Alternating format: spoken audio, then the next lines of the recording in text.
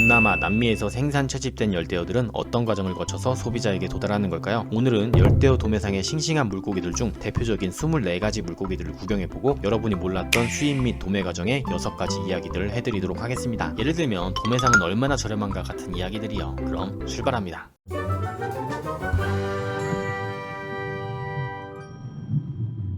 캄보디아, 태국 등 동남아시아에서 수입되어 오는 블루마블 구라미가 제일 먼저 반겨줬는데요. 이 녀석들은 미로기관을 가지고 있어서 물의 산소 농도가 낮아도 생존하는 녀석들이죠. 잡식성으로 뭐든 잘 먹는데요. 단백질이 풍부한 먹이를 주면 더 건강하고 선명한 색을 볼 수 있습니다. 와, 이런 거 너무 좋아요. 이런 떼샷. 화면을 대부분 물고기로 덮어버리는. 고도비를 알비노로 개량한 것이 이 홍고도비인데요. 카라신과에 속하고 남미 리오데라 프라타 하천 유역에서 서식한다고 합니다. 생명력이 좋고 활발해서 어린 육식어들의 생먹이로도 유통됩니다. 이 녀석들은 블랙 네온 테트라인데요. 브라질과 파라과이의 하천과 수로에서 주로 서식합니다. 군형으로 이루는 습성이 강해서 수조에서 여러 마리 키울 때 가장 보기 좋죠.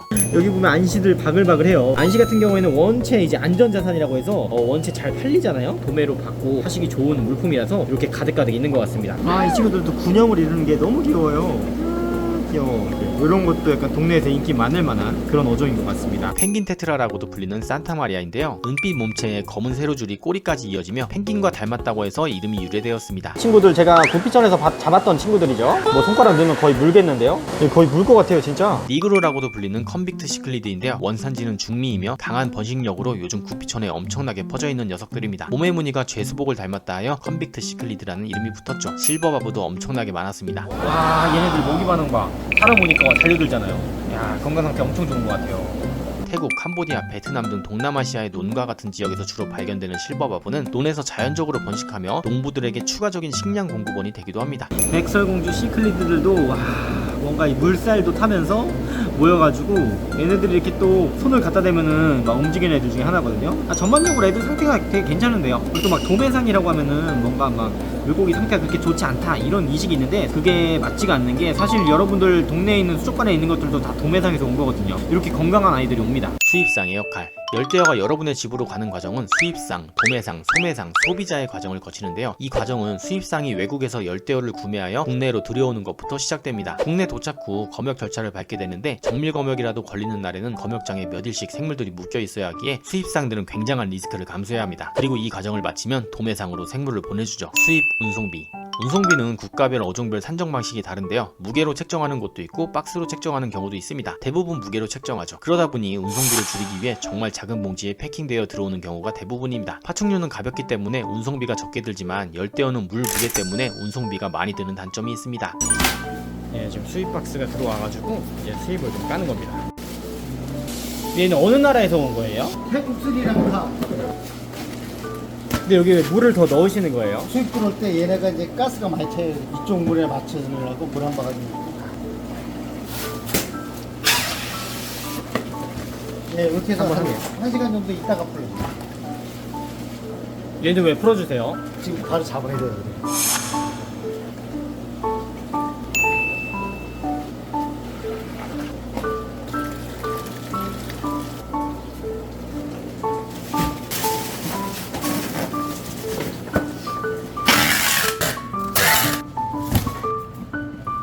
빠른 움직임의 이 녀석들은 다람쥐 시클리드입니다. 서아프리카에 느리게 흐르는 강이나 연못에서 서식하며 바닥재를 파헤치는 습성이 있죠. 이름처럼 민첩하고 빠르게 움직이는 게 특징입니다. 다음은 바나나 시클리드입니다. 바나나 시클리드는 아프리카의 탄가니카 호수에서 서식하는 녀석들로 성체 크기는 약 9에서 12cm 정도입니다. 암컷이 수컷보다 약간 작고 시클리드답게 공격적인 성향이 있습니다. 자연 상태에서는 노란색 외에도 밝은 주황색, 갈색 등 다양한 색이 발견된다고 하네요.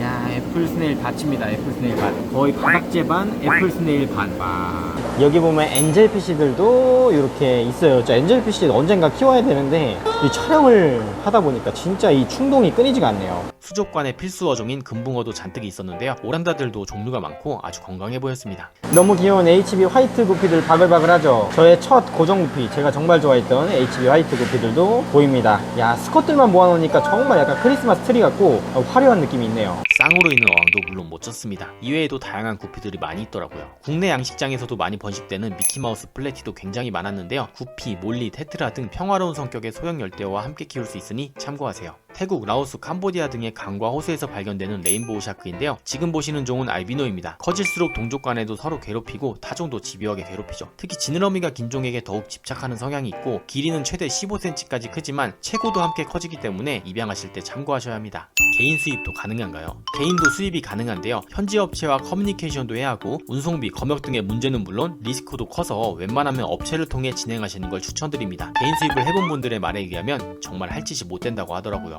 도매상의 역할은 무엇인가요? 보통 도매상의 역할을 그냥 물고기를 받아서 소매상에 토스한다고 생각하시지만 그게 아닙니다. 몇 일을 굶어서 온 녀석들을 잘 먹이기도 하고 병이 있는 녀석들은 치료하기도 하죠. 다양한 약을 이용해 검역도 합니다. 그리고 무엇보다 수족관이나 개인의 어항에서 적응할 수 있도록 축양의 시간을 가지죠. 임시로 묵는 호텔 같은 곳이라고 생각하시면 됩니다. 생각보다 이 업계에서 아주 중요한 역할을 담당하는 것이 도매상입니다. 수족관이면 빼먹을 수 없는 알풀들도 보입니다. 정말 절대 빼먹으면 안 되겠죠. 도매상에 알풀이 없다는 건 장사를 안 하겠다는 얘기죠. 암컷들도 못지않게 굉장히 이쁩니다. 뒤에 파란색 시트지가 또 나름 좀 청량감을 주는 것 같아요. 엠버 테트라도 있었는데요. 엠버라는 이름은 불꽃처럼 타오르는 주황빛의 몸 색깔에서 유래되었습니다. 작은 크기와 온순한 성격 덕분에 키우기도 쉽습니다. 엠버 테트라처럼 아주 작은 라스보라 헨겔리도 역시나 수족관 사장님들이 많이 찾으시는 물고기인데요. 이 어종을 발견한 독일의 어류학자 헨겔을 기리기 위해 라스보라 헨겔리라는 이름을 가지게 되었죠. 여기 보면 플라원이 있어요. 너무 귀엽죠, 플라원. 원래 이제 물강아지인데 약간 좀 경계를 하네요. 사람도 성격이 다르듯이 이 물강아지들도 성격이 조금씩 다릅니다. 금붕어에 이어 수족관에 꼭 있어야 하는 비단잉어들도 판매되기 좋은 사이즈들로 준비가 되어 있었습니다. 알비노 화이트 코리도라스들도 어항을 가득 채우고 있었습니다. 바글바글하니까 너무 보기가 좋네요.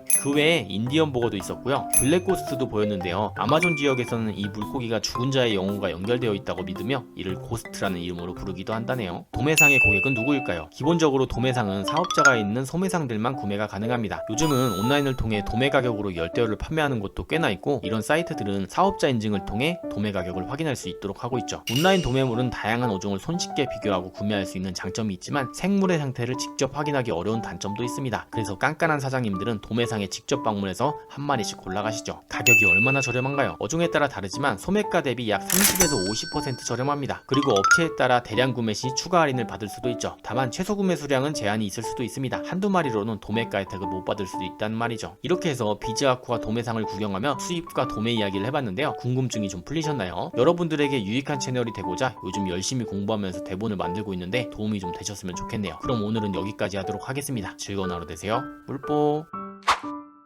안녕하세요, 슬기로운 물생활TV 물보입니다. 여러분, 제가 오늘 어디 왔냐면요, 오늘은 우리 롯데마트나 이마트 이런 마트에 들어가는 어항을 만드는 곳에 왔는데요. 이제는 여기서 어항만 하는 게 아니라 물고기들도 이제 도매로 한다고 해요. 그래서 쉽게 말해서 지금 물고기 도매, 그다음에 이제 어항 도매상에 온 건데요. 사실 물생활의 시작이 대부분이 마트잖아요. 그 마트에서 이제 시작되는 그 어항들이 이곳에서 만들어지고 있습니다. 여기는 이제 다 만들어진 곳이고요. 우리 이따가 생산 현장도 한번 볼 건데요. 일단은 여기도 한번 가볍게 살펴보고 열대어들 보고 어항 만드는 그것도 한번 보도록 하겠습니다.